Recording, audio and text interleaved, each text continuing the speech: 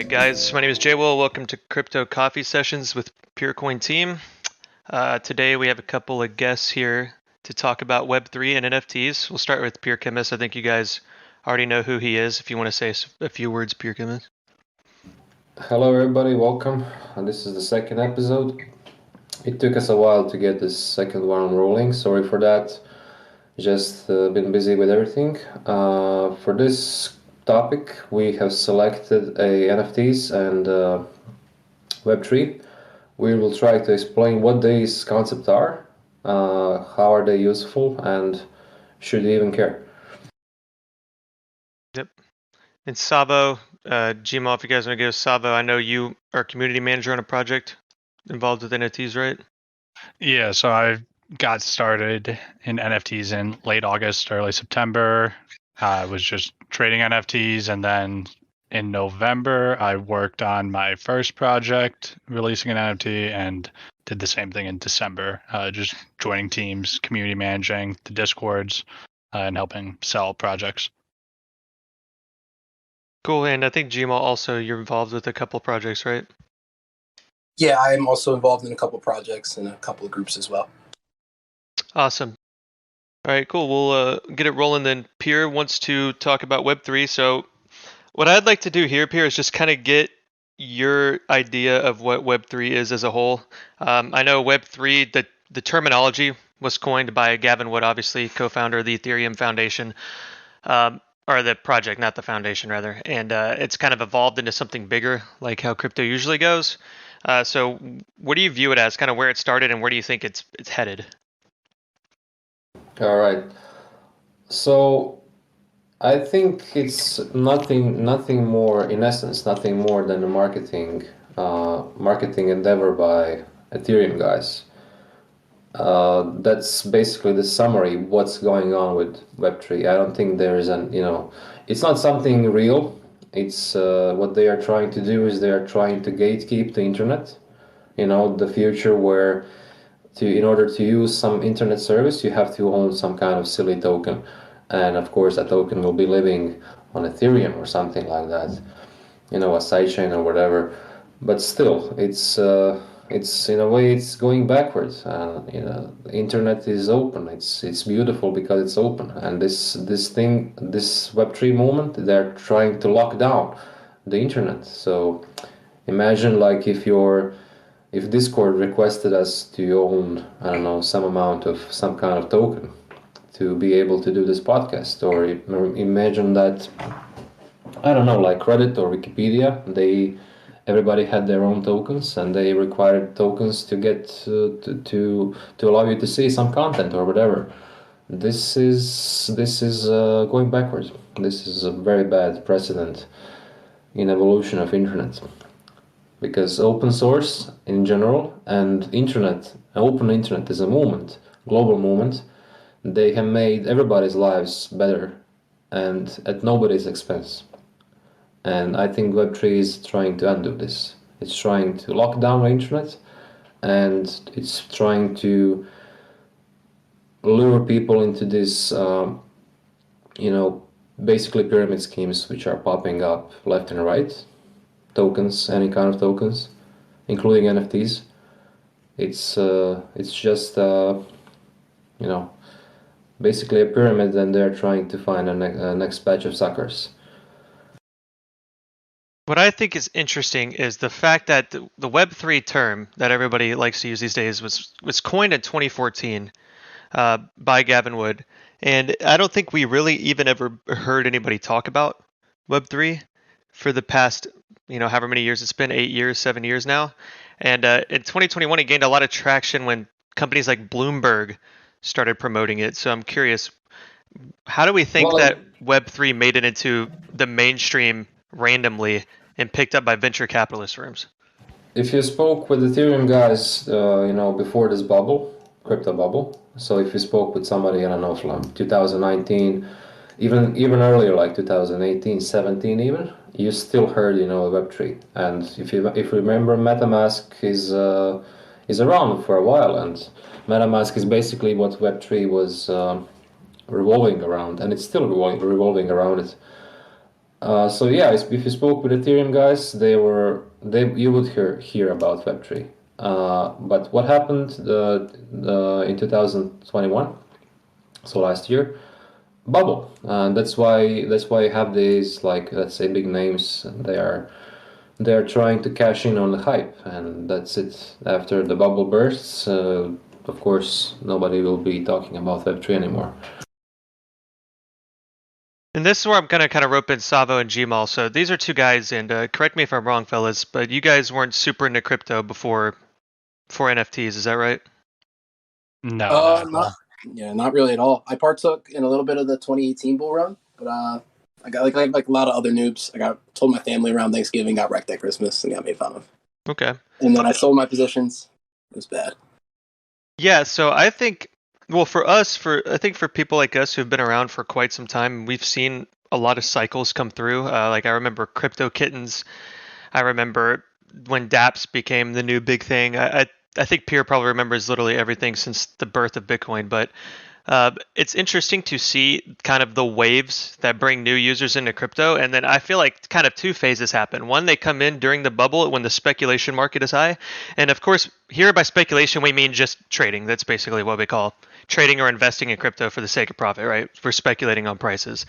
So I think a lot of people get onboarded through speculation and the desire to make money, which I don't think anything is inherently wrong with it.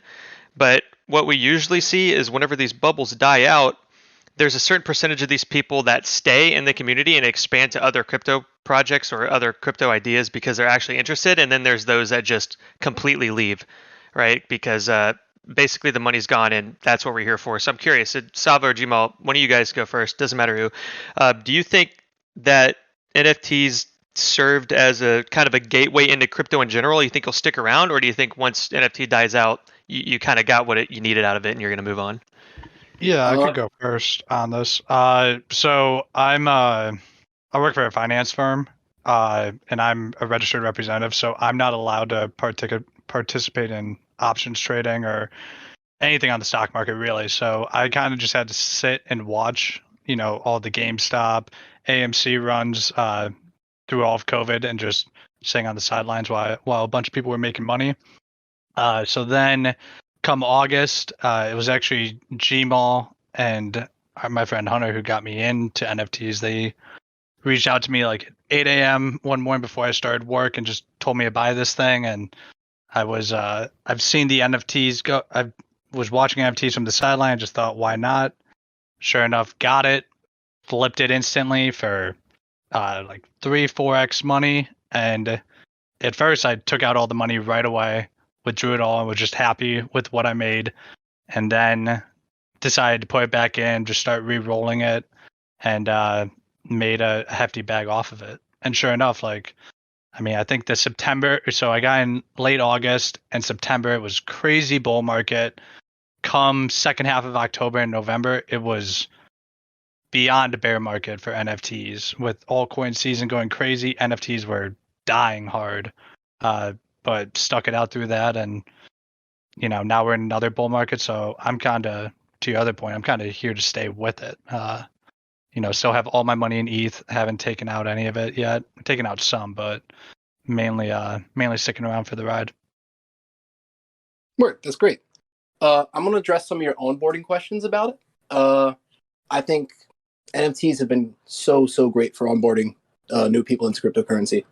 Like the amount of people I know who have created a MetaMask, have gotten to DeFi, have started looking into other coins, it's unbelievable. There's definitely a ton of the surface people who are there for money. Ton. Definitely big majority are there just for the money.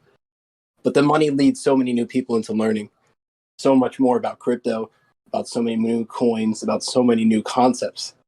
And I love that. And I love learning like that. I think that's been a huge part of me as well. Learning about layer 2s, learning about alternative layer 1s. I love learning about that kind of stuff. And for me, it's now what's next. It's no longer just all Ethereum NFTs. It's what coins are coming through. What can I do for this? What can I learn? And I think that's great. And I can see other people in the space also now turning in that direction as well. Yeah, I think it's valuable insight. I think with somebody like me or Pure Chemist, the issue we have with things like this, and I want to say it's not like we're not targeting hatred against NFTs, right? We don't hate people that do NFTs. I don't think you're scumbag pyramid schemists. Some people might think that just because you like NFTs, but what I think is interesting, and I think Pierre can agree with me on this, is like non-fungible tokens have been around since birth. Like colored coins on Bitcoin, when was that founded, Pierre? I can look it up if you don't know off the top of your head. 2013. So Colored Coins was founded in 2013, which is essentially a non-fungible token. So the technology's been around for ever and a day. I think every project kind of has their own version of a non-fungible token. Obviously, Peercoin has Peer Assets. Bitcoin had Colored Coins. Ethereum had a ERC20, which you can argue that's not really the same thing, but the core of the idea was inspired by Colored Coins and non-fungible tokens. I don't really know where this boom came from with the art side of it. I don't know how it started, but I think it's interesting now that non-fungible token is automatically associated with kind of like the art market. And it's weird because it's not what a non-fungible token is, but the name has almost been forever cemented with it. What do you think of that, Pierre Chemist? It was orchestrated. There is an article, a very lengthy and extensive article. I think you need like 1 hour to go through it all.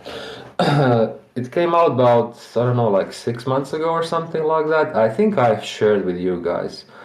Anyway, it explains how this art thing and the NFT bubble about arts, how it was basically orchestrated by groups who had extensive experience in orchestrating speculative bubble when it comes to collectibles. So these guys, the same group of people, they have before that orchestrated bubble for retro gaming and something else. I remember reading about like retro gaming specifically. So yeah, it was orchestrated. If you wonder how we got here. Yeah, and I think I think the longer you're around and the more you become involved in the crypto, I think it becomes more glaringly obvious. I think it's good that guys like Savo and Gmail that we have on here have gotten involved in actual projects. Now, whether we agree with the technology behind the projects, I think getting involved in the projects is important because there's a lot of things you learn about the cryptocurrency space that you never would have learned otherwise. And this is things like actually interacting with people in crypto that are important and make decisions. I think what a lot of people fail to realize, especially when they're new and they're coming in on a bubble or a speculation market, is that a lot of the people that talk on Twitter, I know people love crypto Twitter. I think it's a cancer. People think that these are the voices in crypto and that they have any weight. And I think anybody that's involved in an actual project can tell you that that's simply not true. I don't know if you agree with that, Pierre, but the actual people that make decisions and pull strings, you're not going to know their names. And the more you get involved in projects and actually care about your project succeeding, doing everything you can about your project succeeding, you'll naturally meet these people and then you'll come to meet, for lack of a better term, the bad actors in this space, right? You start to see the darker side of crypto that a lot of people either don't know about or don't talk about. And I think that was really evident for us during the last cycle, which was ICOs. Do you agree with that? Yeah, it's history repeats. It's always the same. This is just another iteration of crypto bubble, okay? And this time around, instead of having I don't know, like 1,700 of ICOs, we have, I don't know, like tens of millions of NFTs. So my question is for Savo and Gmal, either one of you guys. Now that you're actually involved in a project, has it opened your eyes to some of the kind of behind the scenes stuff? I don't know how deep you guys have gotten involved in the projects you're working with, but has there been moments where you're getting involved with other people in the community and you're like, oh wow, I don't like this, or wow, I didn't know that this is how this worked? Absolutely. Like on the development side of things, like doing like a lot of hiring and stuff for the projects. A lot of the developers are like super greedy, I realized. And it's a lot of the same people, believe it or not, that make the contracts for everybody. I'm saying it's unbelievable. And it's like it feels scammy almost. And to address what he said earlier about it feels like ICOs, I agree 100%. 99% of these NFT projects will go to zero. And that's not a statement to pump any bags, destroy any bags, but it's true. That's by design. That's actually by design. The guys behind these, they actually want it to go back to zero. Why? Because that leaves no traces. And then another thing you said earlier when you were talking about how it's all orchestrated, and then the art side of it, I agree. Because like they had something called art blocks, and it was the same people bidding them up. They put them in big auction houses, and they keep printing these big numbers so people buy them up, and then they resell them, and then it creates its own market.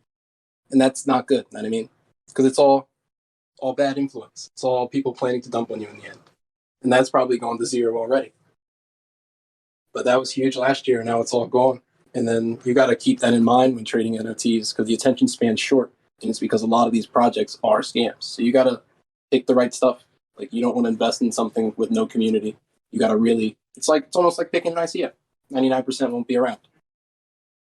I will say on a positive note, because we can get a little bit negative sometimes, but there are a few positives to it. Compared to the ICO, I think the ICO craze is the wildest thing I've ever experienced in crypto in general. I think it was leagues bigger than what's going on with NFTs in terms of the amount of sheer scammers. But with that being said, a lot of the scammers that were trying to get in ICOs, I mean, if you went to Bitcoin Miami during the NFT craze, we were there representing Peercoin. During the ICO craze. Yeah, during the ICO craze, it was there representing Peercoin, and I mean, there was people there, everybody's grandpa advertising ICOs, and you would ask him two questions, like two real technical questions, and they would fall apart. Like, hey dude, why do we need an ICO for your lawnmower business? And nobody had an answer, but you know why they're there. I will say, I think that's significantly dropped off, but the people that survived, like the scammers that survived that era, have gotten stronger. So there may be less of them, but they've gotten better at it. And I'm hopeful that as these cycles go and people get burned, they're going to continue to drop off more, but I don't know. It depends on how strong they get. The cake gets bigger, so even though if you're actually biting less, you still bite a lot, and this is what keeps attracting these kinds of people in crypto, and that's why I often say there is no escape. Crypto has fallen in this route. Sometime I don't know, like during 2016, I guess. And it's a ditch, the crypto as a whole, we can't get out of this. This is the name of the game now until forever, until it dies. And you can argue that crypto is dead for years now, and this is just basically guys dancing on its grave. Yeah, well, definitely traditional crypto doesn't seem to have a lot of lifeblood left. A lot of OGs like you, and the people that are around during Bitcoin, Peercoin, and even Litecoin's founding, if you want to include them. The people that were around then had a widely different vision for what crypto is going to be than what it has become. But I think a lot of that is because, just simply put, the general population isn't going to be interested in something unless it benefits them. And usually that's through the idea of making money, right? I do think, though, and I'm curious to get your opinion on this one, that in the craze of NFTs, the money inflows, this even happened during ICOs, there are some interesting technologies that came about as a side product. Like, I think MetaMask is a good technology that only came around because of the financial gain they got from providing the service. Do you agree with that? Yeah, but it's also a elementary piece of what has become Web3. It's by design. They knew that they are lacking something like MetaMask, so they did it. Yeah, MetaMask has been trying for, they've been around for a while. They've been trying for years, and it wasn't until NFTs became big that they actually had the means to fully fledge out their technology, and they're inching closer and closer to getting full DEX capabilities. Their tech is shit. It's first of all, it's not even open source. I believe that speaks volumes.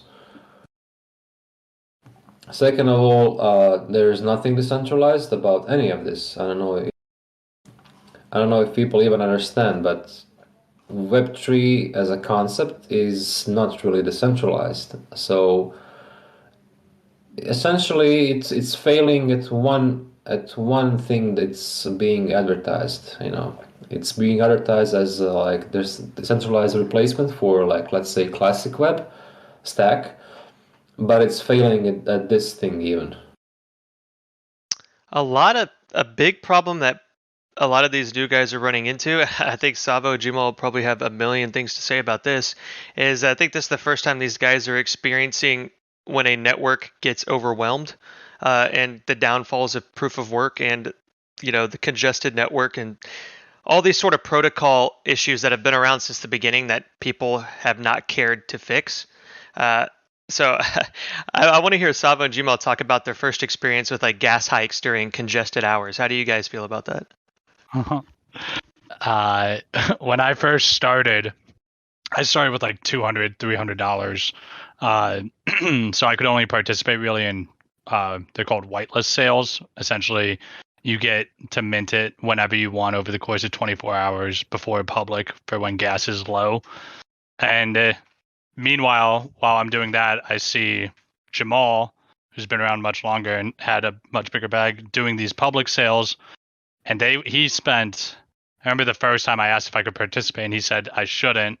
And he ended up spending 1 ETH in gas for the NFTs. I thought that was ludicrous. But now I just checked yesterday how much I've spent in gas.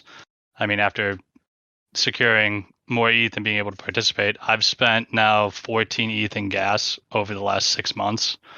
So I think gas is ludicrous, but at the same time, it prices people out, but I don't think it's that big of an issue when it comes to sales of NFT, because kind of priced into the cost of the NFT on the secondary market. So gas wars suck, but at the same time, it's not the end of the world for me. It just sucks for people. May I ask you, on which platform are you doing the NFTs? Which platform? I guess Ethereum. Like, if you mean what coin? Yeah, like let's. I think they call them marketplaces, like OpenSea. Yeah, OpenSea and stuff. Yeah. Yes, yeah, that's where I've only traded on OpenSea. That's kind of that's the main one right now. Okay. But yeah, gas war. I mean, they're called gas wars for a reason. They suck. They cost a lot of money, and on top of that too, you're not even guaranteed to get the NFT. I don't know if Jamal wanted to make a comment on it. Yeah, I think that's really opened my eyes to like some of the really, really big gaping holes in Ethereum, and like why it will never truly be anything forever until it gets its shit together, basically. Because right now, it's completely inoperable for 99% of the world. 99% of the world cannot afford to spend $40 to maybe get something where they'll make money. Because the fails cost $40. It's expensive. That's a lot of money for most of the world. And I think that also goes back to his Web3 point of taking a lot of people not like against open web. And it is definitely to a degree them gatekeeping what is allowed on the internet. And I think there's a large section of the NFT community that's all for that. And I don't really approve of that in a way, because I think there's much more utility in giving a premium version, so like say like Wikipedia or something like that, for people who buy a Wikipedia NFT to donate or something that way, as opposed to something, or like you get a token for donating and then that token allows you to buy something. That would be cool to me. But like, as for basic services, adapting things to use, I'm so against that. It's ridiculous. And I can definitely see that being like a dark dystopian future, because some of these people are definitely pushing forward in this space who have big I mean, I don't completely agree with that. I do think there is some coolness of having, I mean, it's basically like a tick into community. Sometimes you gotta close it off to make the community more tight knit and better. I mean, probably one of the most recent things that's come out recently that's utilizing NFTs in the real life is Gary Vee is opening a restaurant in New York, a high-end seafood place, and the only way to get into the restaurant is you have to own his NFT to get in. And right now, the cost of that NFT is, I think it's like 3.3 Ethereum, so close to, $10,000. That's the gatekeeping I was talking about. That's exactly what's. But I mean, you could say the same thing for like a private country club or whatever. You know, It's the it exact costs a same lot of concept money. as that, though. Yeah, not everyone can get in. If anything, this is more welcoming to get into new people. Yes, it costs money, but essentially anyone can do it if you have the money versus having to do a wait list or meet specific qualifications in that sense.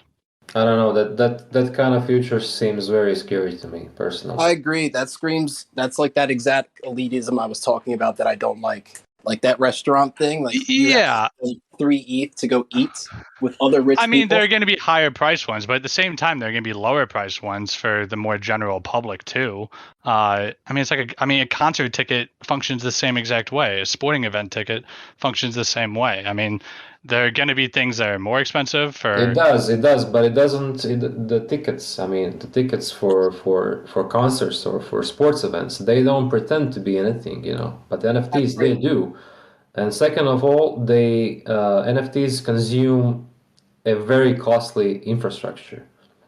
You know, Ethereum has. I don't know if you guys probably never tried to work with Ethereum, but recently we did. We have this thing called Wrapmeister. It's taking Peercoins on one side, it's shitting out tokens on the other side, like a bridge. Anyway, we worked with Ethereum recently, and it's horrible.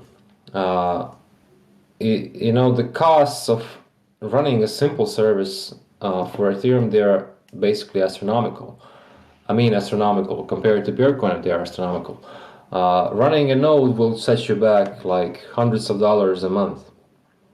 And now imagine a world where everybody has to be involved into this shit, and the costs of operation will just skyrocket. Entire Ethereum network has less capacity than a single first generation Raspberry Pi.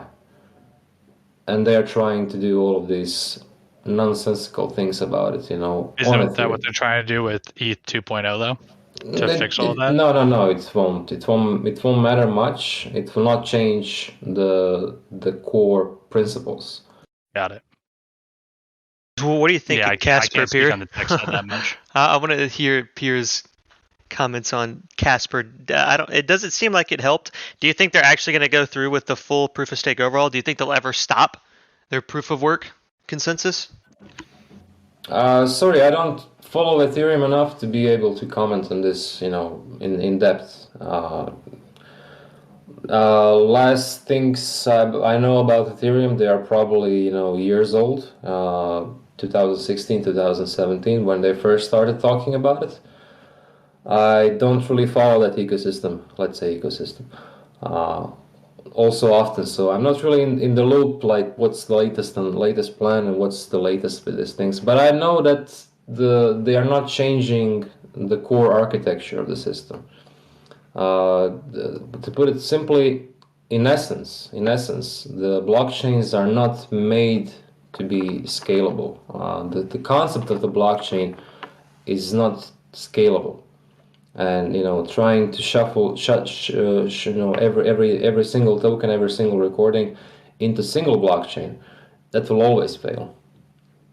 That's why I'm always proponent of you know, what we spoke about in 2014 and 15, when we were discussing if there is a future in having like side chains and chains for apps. You know, a single app, it's living on its single chain. That's how you have, you know, cleanness. So let's say app dies, you just unplug this, let's say sidechain or a blockchain for this single app, and everything goes away with it.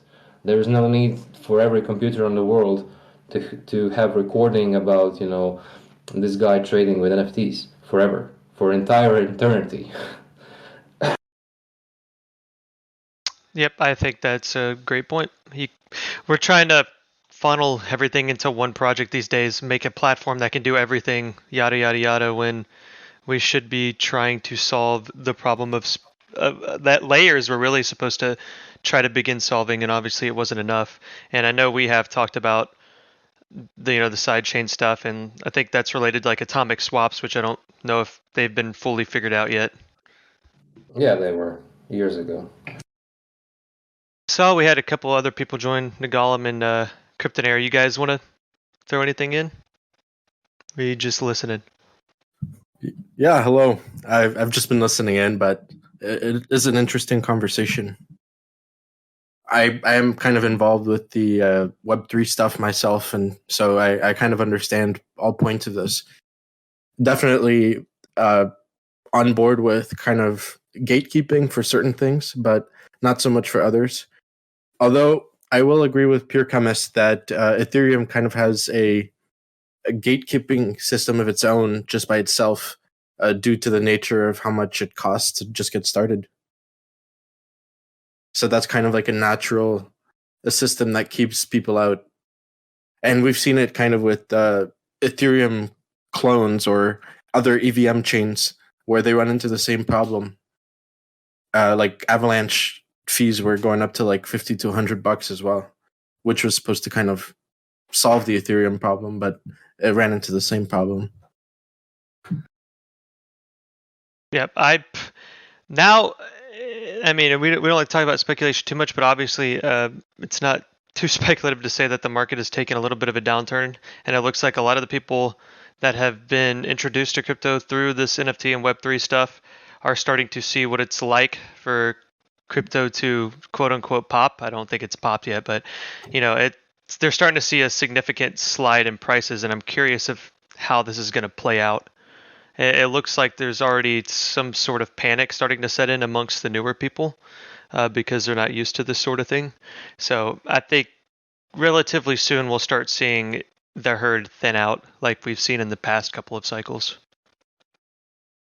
I'm sure Savo and Gmail already know people that are saying, I can't do this anymore.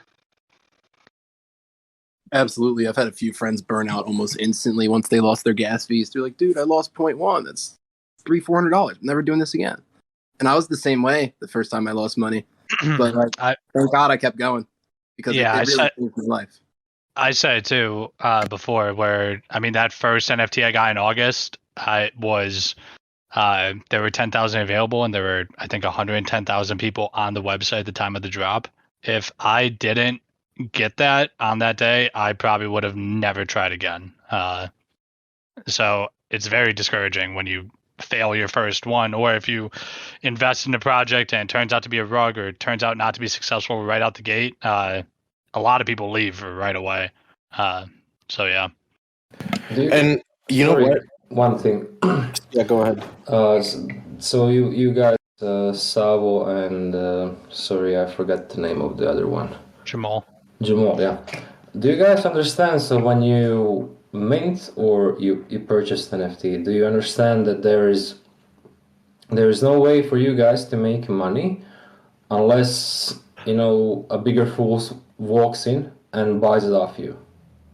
Yeah, I mean I think it's fair to say that over 90% of NFT traders are not interested in the art itself or the project itself, and they're just looking to make money. Yeah. So where am I aiming at? So you understand this is basically a big game of musical chairs, and eventually music will stop.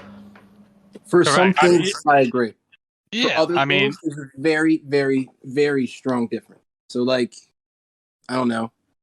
Like, there's some actual artists who are producing things along with physical objects. Those are going to stay forever. Stuff with, like, COA blockchain stuff, that's going to be huge. Like, there's stuff of actual value, and then there's profile pictures. The profile pictures of all the adjective animals, 95% going to zero.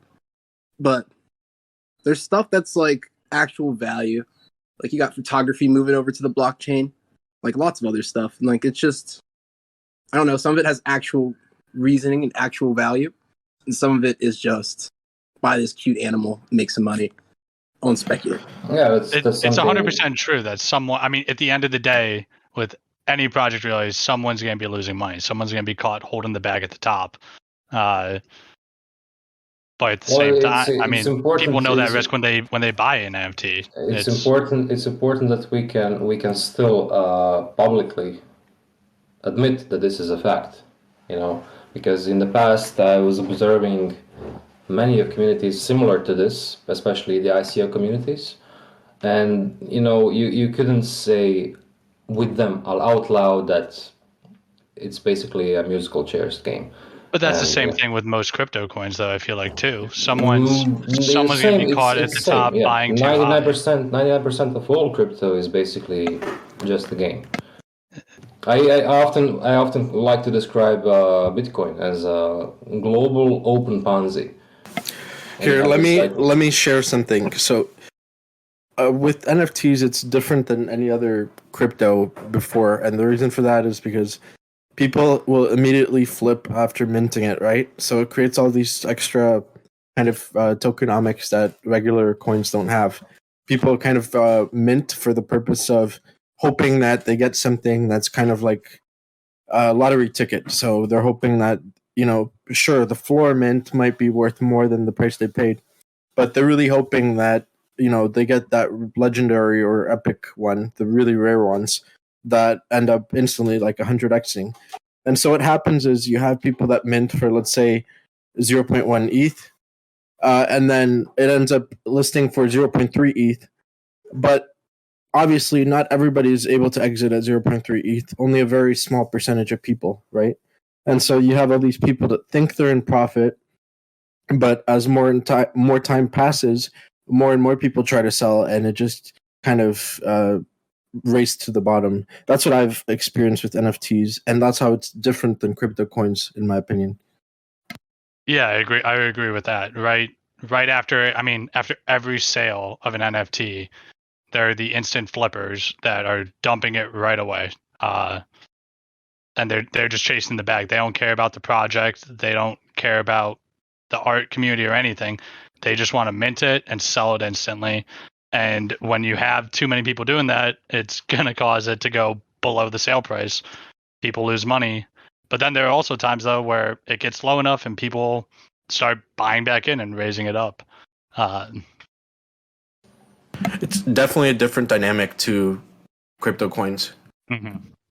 And it's, I've been in crypto for a lot of years now, and it's kind of weird seeing the difference between how things changed. Before, it used to be all like proof of work coins, and they have like a very kind of slow emission rate over a long period of time. And then you had ICOs, which are kind of more instant, but also kind of more drip feeding and linear vesting and all that stuff. And now you have NFTs where just like you just put all of them on the market at the same time, and everyone goes wild. So very different market dynamics than what everyone in crypto was used to before this year, or last year rather. Yeah, I will agree with that. Yeah, go ahead, Beer. Can I talk about art and NFTs? We've touched the topic a couple of times, but I'll try to explain how art doesn't work with NFTs, and what we see now is basically fake. So yeah, it's important to understand how our NFT is even done on Ethereum, which is the basically default platform for these things. So it's basically a token with supply of 1, and its metadata is a link to somewhere. It can be IPFS, it can be server, classical server, or something like that. Anyway, it's always a link to somewhere. And there is no guarantee that this link will contain what it's supposed to be linking in the first place. The other day I found a article on Medium. Guy has basically he minted something on OpenSea, and then he changed what it is there on this link. Okay. So I don't know, and it was random, and a couple of different pictures, and the final picture was like a picture of human feces, basically, yeah. And it's a gamble. So let's say somebody buys this thing from him, and when they first see it, they see one picture. When they move it to wallet, they will see human feces, and the third time they will see something else, and so on and so on. What's the point? The point is that art can't work with NFTs as they are, and I don't have a problem with NFTs as a concept. I have a problem with how NFTs are implemented and how they are executed, because it doesn't make sense. What they are doing now doesn't make sense. I do think art has some importance to the NFT. The art is kind of the wrapper for the token and the ticket in the community. The project you described, I mean, I'm familiar with a project that would have it every time it trades, it changes the picture over time. The more it's exchanged between hands. But I've never had an NFT where I bought it and the picture is changed on me without my knowing of the project or it being not yet, but it can happen because look, what's my point? There shouldn't be technical means to mutate your NFT, but there is. I see where you guys are going with this. So let me kind of. You're right, chemist, in the sense that. So the ERC 721 standard, which is the one that most people use, pardon me, it doesn't actually have an immutability function to it. It doesn't. It just kind of gives admin powers to the deployer of the contract, and the deployer of the contract is able to change the base URI, which is kind of like the URL, for each token. So, for example, you have you deploy an NFT with 1,000 different token versions, right? So you have, like a profile picture NFT with 1,000 different heads and faces and ears and whatever. And what you would do is you would point that URI at some sort of picture. And when you do that, it would kind of set the URI to your domain.com/picture whatever, and then the number, which is correspondent to the token ID. And the problem is, as you said, it can be changed to anything, like a picture of human feces if someone wants to troll. But there are some things you can do in your contract. For example, when you deploy a NFT contract, you can definitely have a function to lock that value so that it cannot be changed after you put it there once or twice or however many times you want. And so people can check if they have the technical expertise, but it should also be having a field for hash inside the contract. So absolutely. It's mandatory. I mean, when I did the NFT protocol back in 2016, I did it like this. So you have a link and you have a hash. Absolutely. There are some NFTs, I believe, that do have hashes attached to it. I believe one of them was Rumble Kong's League, which is one of the more popular ones that some celebrities bought into as well. And what they did was they stored the pictures on IPFS, which is a system that Filecoin uses to store images. Now, I won't kind of get into a debate about how reliable that is, but it is reliable up till now, at least. And what that does is when you store something on Filecoin, it kind of hashes it. And so the link will never change. It will always stay the same. As long as you have the same file, the hash will stay the same. It's the same as on IPFS. IPFS basis. I mean, IPFS and Filecoin are quite alike. Basically, Filecoin is monetization of IPFS. Right. So what they also did was, because they were randomly generated, right? Like I said before, when you're minting an NFT, a lot of people are doing it for the lottery aspect. And so you want people to know that it's not rigged, or you haven't changed it, or you're not trying to personally profit off of it. So what they did was they uploaded the actual hash of the files, and then they kind of like ran a function in the NFT contract to randomly sort through their database and add like a specific number to it. I forget what this process is called, but it has a name to it, where you just add a random number and it shuffles everything in that order. And there's provenance for that. There's no benefit for a project to change their pictures at will. They might have the power to do it. There's no benefit for them to go through with that. Additionally, I've been on 2 project releases. We do have the power, if we wanted to give the one of ones to certain token holders, i.e. like the team. But you avoid doing that. The risk of doing that and getting caught doing that completely destroys the whole project. That's not the point. That's not the point. We have crypto. We have blockchains specifically because we wanted to have systems which can't be mutated by anybody. admin or otherwise.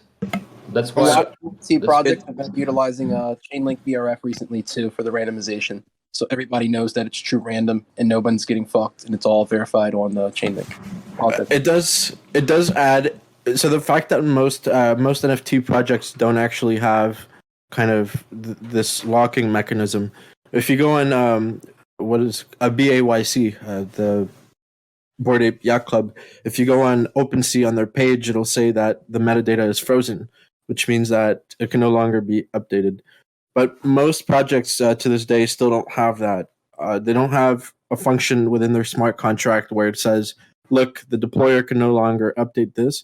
And so what that means is that just like how, ICOs raised money in 2017 and then our treasury got hacked or something like this, it's the same kind of vector that NFT projects have, where if the private key gets hacked of the initial deployer, like the project creators, if their wallet ever gets hacked, then all of the NFTs are at risk of kind of being changed to whatever the hacker wants, and there's no way to fix that in a decentralized way.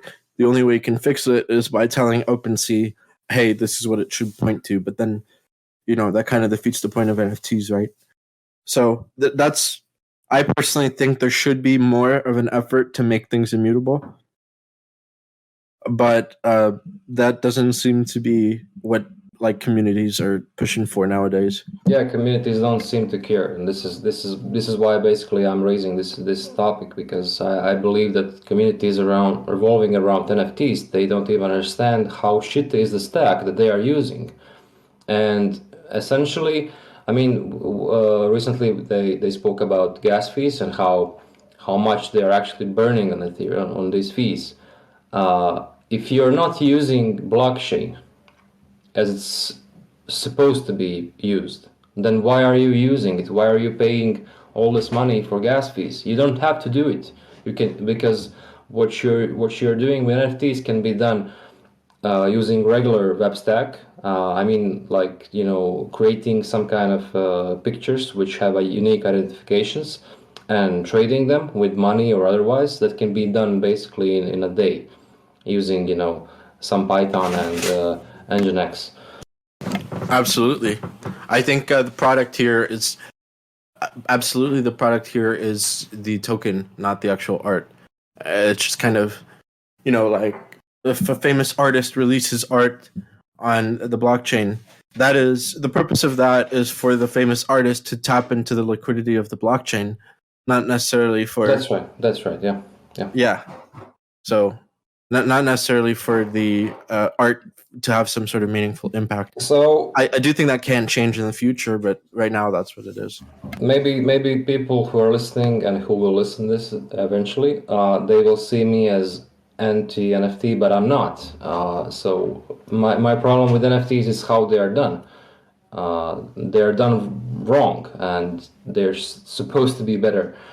I was a couple of times I've tried, let's say, advising people, and maybe even let's starting to prepare for some kind of project which would touch NFTs. Let's say the concept was basically, let's say, OnlyFans. So every single element of content, video, picture, whatever, all of this would be let's say NFT, and basically you're not buying a link to something, you're buying access right. I think that's much better way to apply this technology to something than linking basically pictures. So in this OnlyFans, let's say, clone, when customer would buy this token, they would be given right to access some kind of content, and they can of course transfer the right to consume the content to third parties by selling it. So you can have the same concept of secondary market, but it's of course it's technically more the challenging solution, because you have to invent how to have encryption which which can be unlocked on demand by somebody who owns some token on some blockchain. So it was a very good idea, but unfortunately we could not find somebody to listen for this. But we during my days in 2021, many people were interested in simply linking shit into ERC 721 contract. So there's definitely demand for simple, stupid shit which doesn't even work, and there's hardly any interest for something more special.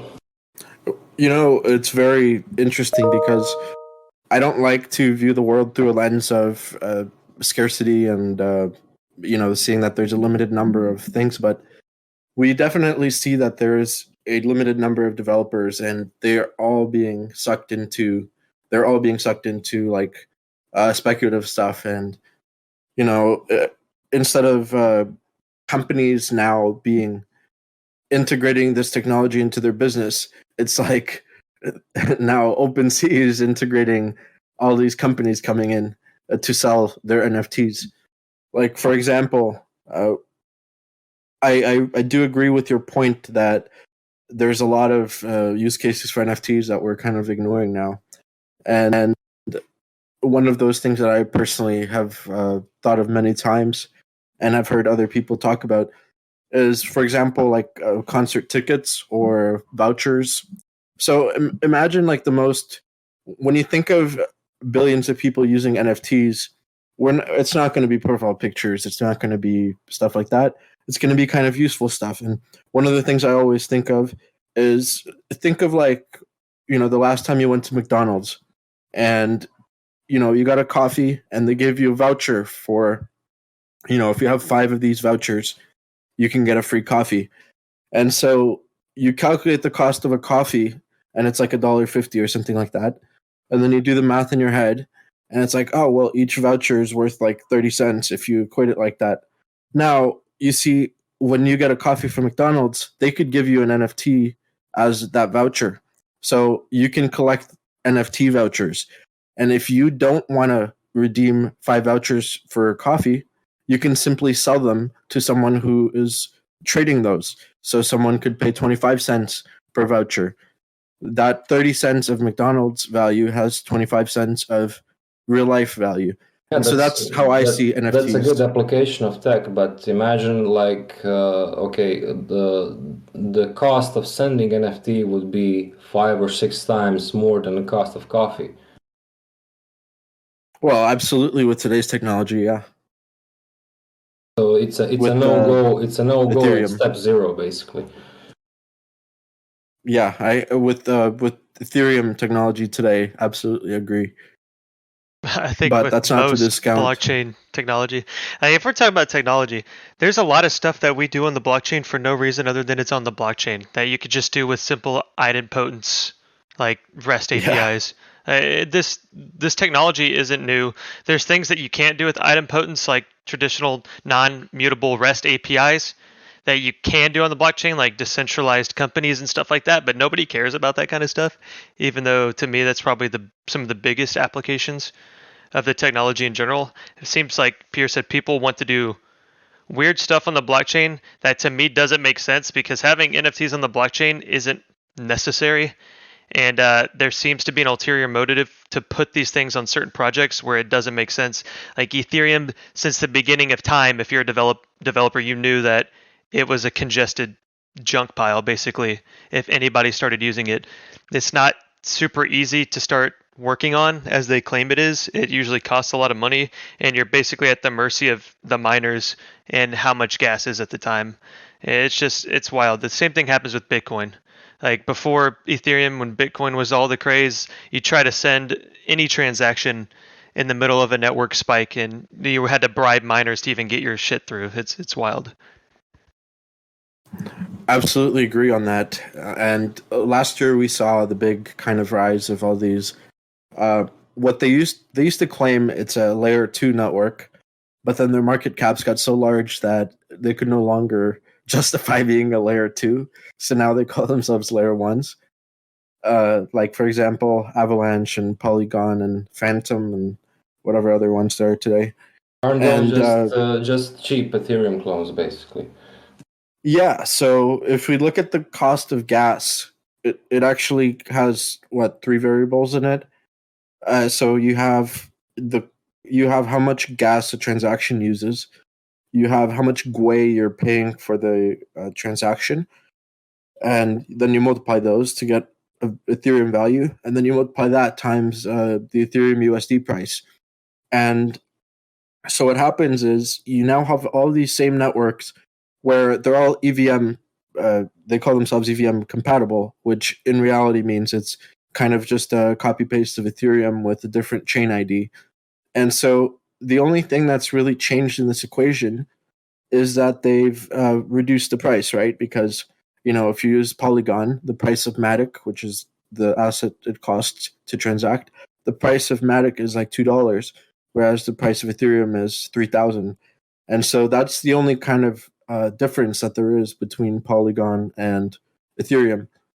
And so if the price goes up, as you saw with Avalanche and Binance Smart Chain, if the price goes up to like in the hundreds of dollars per coin, like BNB is like $500 and Avalanche is like 100, you see that it's the exact same congestion problems. So then what do? People moved on to the cheaper ones like Phantom and Polygon.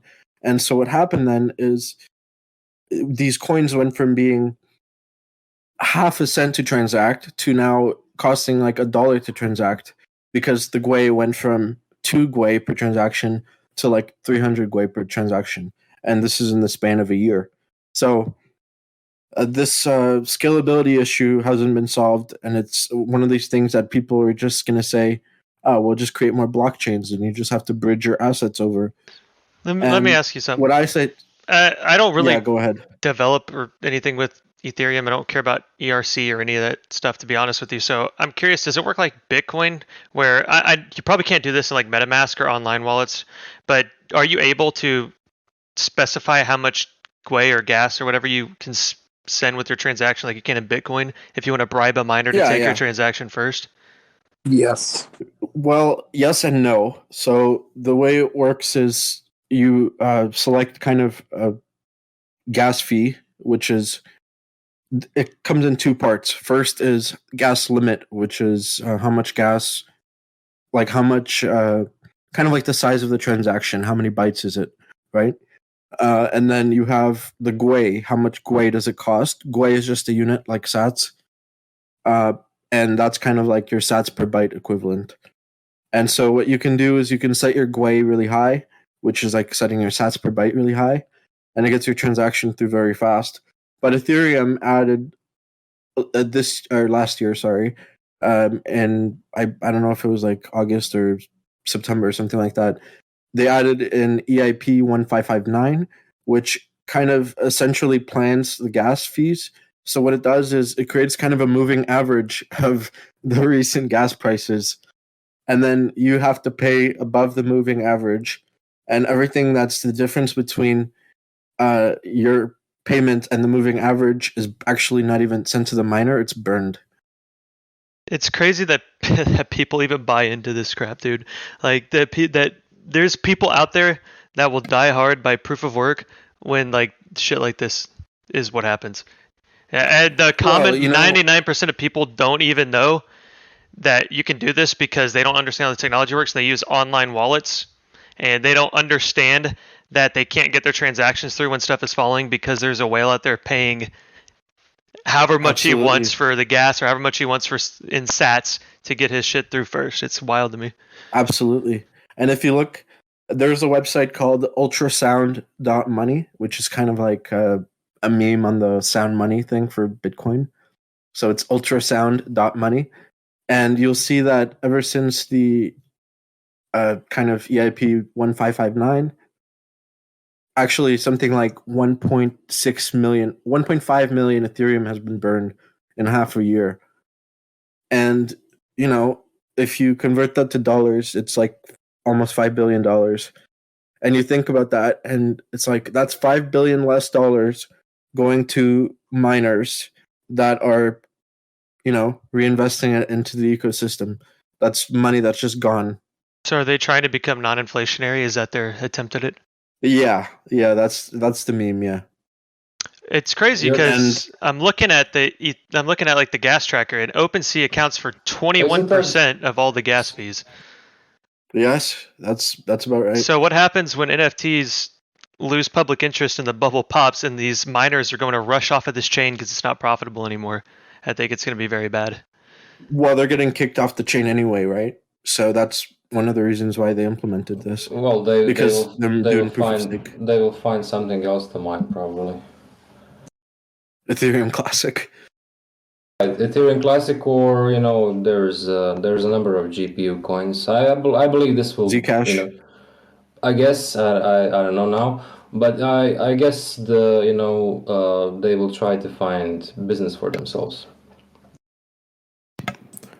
They were really raking it in. So before EIP 1559, if you were checking on Etherscan, so the block subsidy on Ethereum is 2 ETH, right?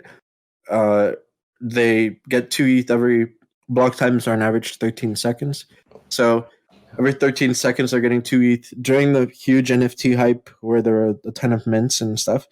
And there was also some DeFi hype at the same time. So it was kind of like two bubbles at the same time. So basically Ethereum is now burning half of fees, right? Yeah, pretty much. But hold on, let me finish this point. So they were on, when I was looking, and I used to look about once or twice a day, I was doing a lot of transactions, and some blocks were up to something like 12 to 15 ETH per block. So that's 7 times the amount of the subsidy. Bitcoin has never had that many fees ever. Like, that's crazy. And one day, the developers just decided, yeah, you guys are not getting any of that anymore. Well, what they did smells a lot like Peercoin, destroying the fees, even though they went only halfway. Well, the fees burned are not a set amount. They're kind of like decided algorithmically by the base fee. Yeah, I understand that. But it's the base concept, destroying the fee over, because when we destroy the fee, you pay to the whole network. When you give the fee to the miner, you're giving it just a single person or a group. Maybe they really do want to go full proof of stake. Yeah, that's kind of why. Well, no miner was supporting this. It was all kind of like a hostile takeover kind of situation. The only miners that supported it were the chain agnostic miners. So basically the exchanges like Huobi Pool and Binance Pool and whatever other ones. But none of the actual probably. Ethereum. Yeah, exactly. So none of the actual. Well, it's dictatorship, so they can do whatever they want. I mean, they have proven that in very very early days when with Ethereum Classic situation. Yeah. When somebody makes a decision, we will hard fork, and you go with hard fork. There is no questions asked. I'm not sure anybody knows about that. I don't think a lot of people even know about the rollback, and the fact that it's even possible should scare everyone. Nobody that is new in crypto knows anything about that. They don't know anything about the Bitcoin Cash split. They don't know anything about any of that. It's such a different generation now. It's kind of like the boomers of crypto, even though it's, like teenagers.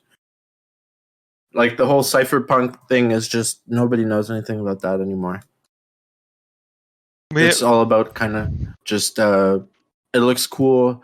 It makes money. Why does it make money? Well, I don't know, but, it does. We just hit an hour, so probably should wrap it up soon. Do you guys have anything you want to bring up? Pierre, you got anything? Yeah, I have some of my notes that I didn't burn during the course, so maybe I can just spit it out and we can be done. The floor is yours. Right. So back to the point of Web3. I have argued that it's not really decentralized, and now I will explain why. First of all, running Ethereum node, it will cost you, I don't know, like anywhere between, 17 to maybe 25 euros a month if you run the VPS. So naturally, if you want to cut costs, you will hire a service like either Infura or Alchemy. These are two two major providers for Ethereum APIs out there, and even we have used Alchemy recently for this Repmeister project. So that's basically how you communicate with the blockchain. You never touch blockchain, you never hear blockchain, you never see blockchain. You just use the API offered by a third service. You validate nothing because there's nothing to validate. They just spit you JSON and you shoot JSON at them. So it's basically the same thing as regular web stack, basically. When MetaMask is communicating with something, it communicates also through Infura or Alchemy, or what's the name of the explorer? Mihai, what's the name of the explorer on Ethereum ecosystem? I forgot.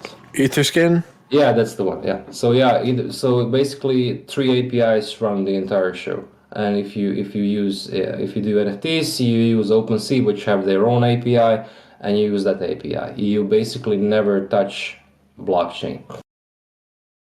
So yeah, and you use CoinGecko API to get the Ethereum USD price. That too, yeah. So, but yeah, my point here is again that it's we have this entire stack, which is basically using Ethereum as a database in essence, even though nothing is validated. So you have means to validate. You can validate everything on blockchain, but nothing of this modern stack revolving about Web3. They don't do what they are supposed to do. They treat everything as as if they are coding, classic app like using Node.js and stuff. Well, I think that's because a lot of the people that are developing these are not crypto developers. There are developers that came because they get sniped and paid insane salaries to make these technologies, and it's no questions asked kind of deal. I don't think any of the big crypto developers that we know that have made actual breakthroughs support any of this to begin with. So they're not working on it. It's absolutely the same kind of like, without getting into too much like historical drama, but it's like you have one camp that really dominates the social media and have really orientated the narrative towards, okay, this is what Web3 is and this is what we need to do for Web3. And kind of all the old crypto, let's say the crypto commandments, all of them have just been kind of ignored. And people have terrible OPSEC, which used to be one of those things that people would laugh at you at. But now, everyone has .eth in their name. And even having an NFT as your profile picture kind of doxes your wallet, right? So what I'm trying to say is that this new generation came in and like blew out everybody that was there before them just because they have so much more funding from VCs.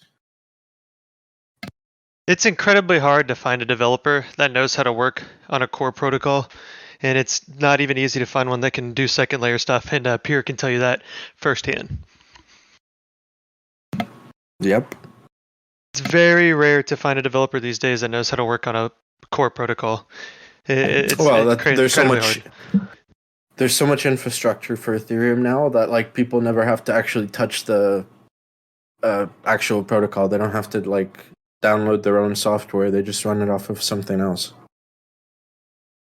The point I'm making is like that I don't see how these strides are even going to be able to be made unless a lot of people who are software engineers by trade get sniped by companies that actually want to improve some of these protocols. Until then, I think we're just going to see nothing but devs being hired to make second layer protocols for money, and then nothing comes of it. In modern crypto, why bother with improving existing thing if you can amass human, like developers, humans, and if you have money to pay them, it's actually better for you economically to go and start a fresh blockchain. You will promise that you will cure cancer and COVID and you will have infinite scalability and blah blah blah. And that's how you get more money than trying to improve something which is already out there. Is there anything else you wanted to bring up off that list, Pierre? No, that's it.